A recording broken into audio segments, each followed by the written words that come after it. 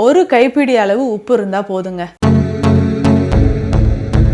உங்களுடைய சரும பிரச்சனை, வாதம் சம்பந்தப்பட்ட பிரச்சனை, உடலில் இருக்கக்கூடிய பல நோய்களுக்கான எளிய தீர்வு. உப்பை பயன்படுத்தி நம்ம எப்படியெல்லாம் உடலில் இருக்கக்கூடிய பிணிகளை போக்கலாம் அப்படின்றத தெரிஞ்சுக்க இந்த வீடியோவை ஸ்கிப் பண்ணாமல் முழுசாக பாருங்கள். உங்கள் ஃப்ரெண்ட்ஸுக்கும் ஷேர் பண்ணுங்கள். நம்ம சேனலை சப்ஸ்கிரைப் பண்ணிக்கோங்க. நம்மளோட இன்ஸ்டா, ஃபேஸ்புக் பேஜும் ஃபாலோ பண்ணுங்கள். வாங்க பதிவுக்குள்ளே போகலாம். Welcome to Nitya's Varam, where ancient Siddha tradition meets modern healing. Experience the difference. வரம் நேயர்களுக்கு வணக்கம்.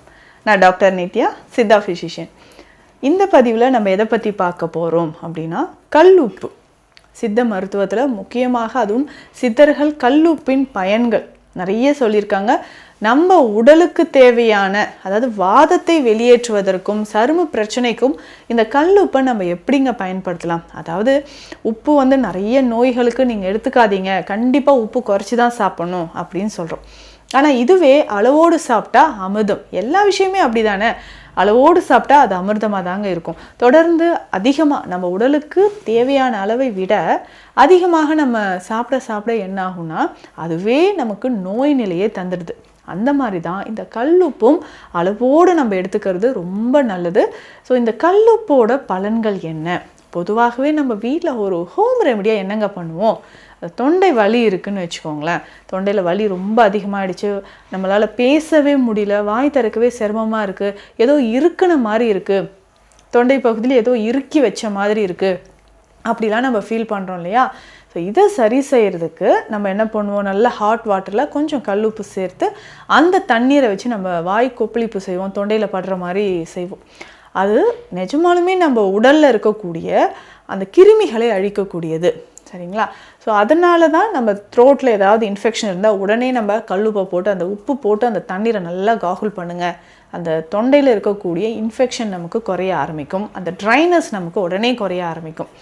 அதே மாதிரி உப்பு, இந்த கல் உப்புக்கு பெரும்பாலும் ஆன்மீக ரீதியாகவும் சரி, மருத்துவ ரீதியாகவும் சரி நம்ம அதிகமாக பயன்படுத்துகிறோம். இந்த சரும பிரச்சனைகளுக்கு இந்த கல்லுப்பை எப்படிங்க பயன்படுத்தலாம்? நிறைய கோயில்கள்லாம் பார்த்திங்கன்னா இந்த கல்லுப்போட மிளகு கலந்து எடுத்துகிட்டு போய் கோயிலில் நம்ம வச்சுட்டு வருவோம். இந்த சரும பிரச்சனை இருக்குது, இது சரியாகணும் அப்படின்னு சொல்லும்போது. அதே மாதிரி தான் இந்த சரும பிரச்சனைகளுக்கு இந்த கல்லுப்பை நம்ம எப்படி பயன்படுத்த போகிறோம் அப்படின்னா, சில வகையான மூலிகைகளை உப்பு நீரில் கலந்து எக்ஸ்டர்னலாக நம்ம அப்ளை பண்ணுவோம். அதாவதுங்க, அதிக அளவு உப்பு நம்ம பயன்படுத்துறது உடலுக்கு ஒரு வறட்சித்தன்மையை கொடுக்குது. ஆனால் அதே அளவு குறைந்த அளவுக்கு நீங்கள் இந்த உப்பை பயன்படுத்தும்போது நம்ம உடலில் இருக்கக்கூடிய இந்த ஆன்டி ஃபங்கல் ப்ராப்பர்ட்டி இதில் இருக்குது, ஆன்டி மைக்ரோபியல் ப்ராப்பர்ட்டி இதில் இருக்குது. ஸோ இதை நம்ம பயன்படுத்தலாம். என்னென்னா, கல்லுப்பு ஒரு டேபிள் ஸ்பூன் அளவுக்கு எடுத்துகிட்டு 100 ml தண்ணி விட்டு நல்லா கரைச்சி எடுத்துக்கணும். ஸோ இந்த தண்ணீரை நம்ம ஒரு நாளைக்கு கொஞ்சம் கொஞ்சமாக நம்ம யூஸ் பண்ணிக்கலாம். எப்படின்னா, இந்த சருமத்தில் நிறைய பேருக்கு இந்த தேமல் பிரச்சனை இருக்கும், படர்தாமை, ரிங்வார்ம் பிரச்சனை இருக்கும். இது சரியாகிறதுக்கு இந்த மூலிகைகளை நம்ம எடுத்துக்கலாம். என்னென்ன மூலிகைகள் நமக்கு தேவைப்படுது அப்படின்னா, கஸ்தூரி மஞ்சள் நம்ம எடுத்துக்கணுங்க. ஸோ கஸ்தூரி மஞ்சள் கொஞ்சம் எடுத்துக்கோங்க. ஒரு 1/2 டீஸ்பூன் அளவுக்கு கஸ்தூரி மஞ்சள், 1/2 டீஸ்பூன் அளவுக்கு குப்பைமேனி இலை. ஏன்னா சருமத்தில் இருக்கக்கூடிய பல நோய்களை குணமாக்குவதற்கு இந்த குப்பைமேனி இலைகள் நமக்கு பயன்படுது. ஸோ இந்த குப்பைமேனி பவுடர் ஒரு 1/2 டீஸ்பூன் அளவுக்கு எடுத்துக்கோங்க. இதனோட முல்தானி மெட்டி பவுடர் எடுத்துக்கணும். அதுக்கப்புறம் வேப்ப இலை இருக்கு இல்லைங்களா, இதனோட பவுடர். இதில் அந்த உப்பு நம்ம கரைச்சி வச்சுருக்கோம் இல்லைங்களா, அந்த தண்ணீரை விட்டு பேஸ்ட்டு மாதிரி அரைச்சி எடுத்துக்கணுங்க. ஸோ இதை நம்ம உடலில் சருமத்தில் பாதிக்கப்பட்ட இடத்துல எல்லாம் நம்ம அப்ளை பண்ணிக்கிட்டே வரணும். தேமல் இருக்கா, இல்லை மருக்கள் இருக்கா, கழுத்தை சுற்றிலும் ஒரு கருமை நிறம் இருக்கா, இந்த இடத்துல எல்லாமே இந்த பேஸ்ட்டை நம்ம அப்ளை பண்ணிக்கிட்டே வரலாம். அதே மாதிரி தொடையிடுக்கு பகுதியில், அக்குள் பகுதியிலலாம் நிறைய பேருக்கு இந்த ஃபங்கல் இன்ஃபெக்ஷன் இருக்கும். அது சரியாகிறதுக்கும் இந்த கலவை, இந்த பேஸ்ட்டை நீங்கள் அப்ளை பண்ணிக்கிட்டே வரலாம். ஸோ சருமத்தில் நமக்கு இருக்கக்கூடிய பிரச்சனைகள் மறையிறதுக்கு, முழுவதுமாக தீருவதற்கு இதை நீங்கள் தாராளமாக யூஸ் பண்ணிக்கிட்டே வரலாங்க. ஸோ இது இன்னும் நிறைய பேருக்கு இந்த வாதம் சம்மந்தப்பட்ட பிரச்சனைகள் இருக்கும். இந்த வாத பிரச்சனைகளுக்கு உப்பு ஒற்றம் கொடுக்கறது இன்றைக்குமே நிறைய இடத்துல சொல்லுவாங்க. உங்களுக்கு ரத்தக்கட்டு இருக்கா, தசை பிடிப்பு இருக்கா, எங்கேயாவது விழுந்துட்டோமா, அடிபட்டிருக்கா, ஸோ அந்த டைமில் நம்ம என்ன பண்ணலான்னா உப்பு ஒத்தடம் கொடுங்க அப்படின்னு சொல்லுவாங்க. உப்பு ஒற்றடம் எதற்காக கொடுக்குறோன்னா, முதல்லையே நம்ம ஆயில் அப்ளிகேஷன் பண்ணியிருப்போம் இல்லைங்களா.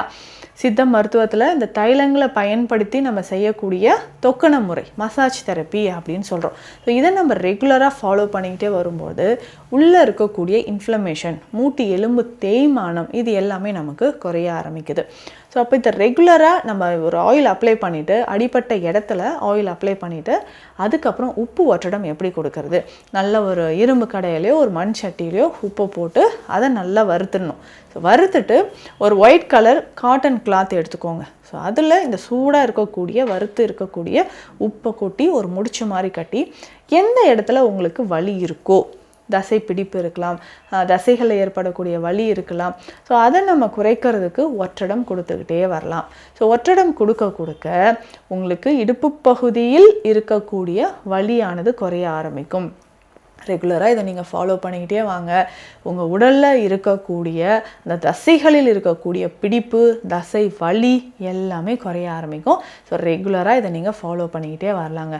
ஏன்னா பொதுவாகவே நம்ம எக்ஸ்டர்னலாக ஒரு ஆயில் அப்ளை பண்ணிட்டோம்னா அதில் கொஞ்சம் ஹீட் அப்ளிகேஷன் கொடுக்கும்பொழுது அது நல்லா அப்சர்வ் ஆக ஆரம்பிச்சிடும். அதனால தான் உப்பு ஒற்றடம் கொடுக்கும்பொழுது அந்த வெப்பத்தினால அந்த தைலத்தோட நன்மைகள் நம்ம தசைகளில் இருக்கக்கூடிய வலியை இது போக்கக்கூடியது அப்படின்னு சொல்லலாம். இன்னும் ஒரு சிலருக்கு குதிகால் வலி இருக்கும். இதற்குமே நம்ம உப்பு மருத்துவத்தை பயன்படுத்தலாம். இந்த குதிகால் வலி இருக்குது அப்படின்னு சொல்கிறவங்க நாளடைவில் இந்த பிளான்டார் ஃபேஷியட்டிஸ் அப்படின்னு சொல்லுவாங்க.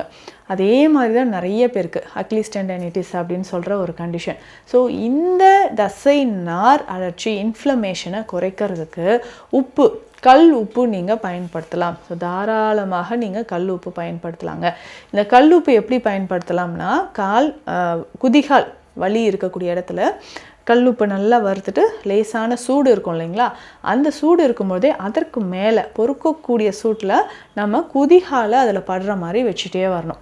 இதில் நம்ம என்ன பண்ணலான்னா, சூடாக இருக்கக்கூடிய உப்புக்கு மேலே எருக்கு இலைகளை பரப்பி வச்சுட்டு அதுக்கு மேலே நீங்கள் ஏறி நிற்கலாம். இல்லைன்னா அந்த குதிகால் மட்டும் படுற அளவுக்கு, அந்த சூடு படுற அளவுக்கு நீங்கள் குதிகாலை அது மேலே வச்சுட்டே வரலாம். ஸோ இப்படி நம்ம பயன்படுத்தும் போது குதிகாலில் இருக்கக்கூடிய வலி நமக்கு குறைய ஆரம்பிக்கும். நாளடைவில் ரொம்ப நாளாக இருக்கக்கூடிய வலி இருக்குது, இல்லை உடம்பு முழுவதுமே நமக்கு வலி இருக்குது, இந்த வெரிகோஸ் வெயின் நமக்கு குறையணும் அப்படின்னாலும் உப்பு ஒற்றடம் நம்ம கொடுக்கலாம்.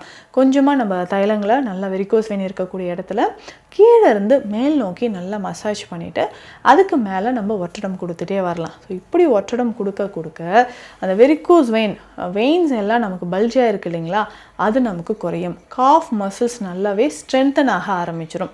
ஸோ ரெகுலராக இதை ஃபாலோ பண்ணிக்கிட்டே வரும்போது நம்ம உடலில் இருக்கக்கூடிய கழிவுகள் வெளியேற ஆரம்பிக்கும்.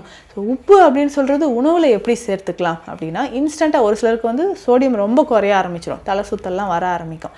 ஸோ அதுக்கு நம்ம வயதிற்கு ஏற்ற மாதிரி, ஒரு வேளை உங்களுக்கு பிளட் ப்ரெஷர் இருக்குது, இல்லை கொலஸ்ட்ரால் லெவல் அதிகமாக இருக்குது அப்படின்னாலும் உப்பை குறைச்சி சாப்பிடலாம். ஒரு வயதிற்கு மேலே கண்டிப்பாக உப்பு குறைச்சி தான் சாப்பிடணும். ஸோ அதிக அளவு உப்பு எடுக்க சிறுநீரக பாதிப்பு வரலாம், ஹைப்பர் டென்ஷன் வரலாம், உடலில் கழிவுகள் தேங்கி நம்ம சருமத்திலையும் பாதிப்புகள் வரலாம். அதனால் உப்பு அப்படின்னு சொல்கிறது நம்ம உணவுக்கு தேவைக்கேற்ப குறைந்த அளவு நீங்கள் பயன்படுத்திகிட்டே வாங்க. உடலில் இருக்கக்கூடிய பாதி பிரச்சனைகள் குணமாகும். ஸோ எந்த ஒரு மூலிகைக்குமே, எந்த ஒரு பொருளுக்குமே மருத்துவ குணங்கள் அதிகமாகவும் இருக்குது. அந்த பொருளையும் நம்ம அதிகமாக சாப்பிட்டனாலும் உடலுக்கு சில உபாதைகளும் அது ஏற்படுத்துது. அதனால் உப்பு எந்த அளவுக்கு பயன்படுத்தலாம், அதனுடைய மருத்துவ குணங்களை இந்த பதிவில் பார்த்தோம். உங்களுக்கு வேறு ஏதாவது சந்தேகங்கள் இருந்து அதற்கான தெளிவு வேணும்னா கமெண்ட்டில் சொல்லுங்கள், அதையும் நான் வீடியோவாக போஸ்ட் பண்ணுறேன். மீண்டும் அடுத்த பதிவில் சந்திக்கலாம். நன்றி. Welcome to Nitya's Varam, where ancient Siddha tradition meets modern healing. Experience the difference.